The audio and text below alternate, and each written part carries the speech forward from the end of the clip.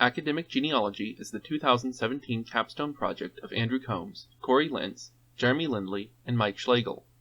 It was developed for Dr. Yampolsky under the guidance of Dr. Park. Academic Genealogy is designed to generate visual representations of the relationships between academics. It generates family tree style graphics where doctoral advisors and students have a parent-child relationship. These graphics are presented in a simple and intuitive web interface. Through the interface, a user can search for and select a specific academic and define the graph parameters. An image is then created which can be zoomed, panned, and downloaded for later use. Users can also bring up additional information about individuals in the image by clicking on them. The inspiration for our project came from Dr. Yampolsky, who acted as our customer. He discovered the mathematics genealogy product at North Dakota State University. The project collects information about academics, primarily mathematicians, and will tell you who an individual's advisor and advisees are. However, it will not show multiple generations at once. Dr. Yampolsky used this database to create an academic family tree for himself, but the process was slow and cumbersome. He asked us to build a program to automate the process in an easy-to-use way. Our first difficulty was obtaining the database built by the Mathematics Genealogy project. We spent several weeks working out an arrangement whereby we would be given a full copy of the database, on the condition that we not launch a competing site. This was primarily due to concerns about our copy of the database becoming out of date and inaccurate. To ensure that our program could still benefit the academic community, they offered to integrate our project into their site, with full credit for the new features going to our team. Having secured the database, we next needed to determine how we would generate the visuals themselves. Because the possibilities were so widely varied, we would need a robust graph generation system. Rather than build our own, we chose to integrate the venerable GraphViz. GraphViz is a package of open-source graph visualization tools initiated by AT&T Labs and initially released in 1991.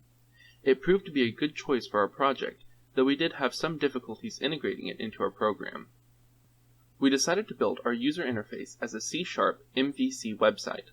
We needed a web interface to match the Mathematics Genealogy project. We chose to use C# and the Model View Controller architecture, or MVC, because our team was most familiar with it. This meant we would be doing our development in Visual Studio. Because we wanted to include images in the trees we were generating, we needed to find a way to add images to the database.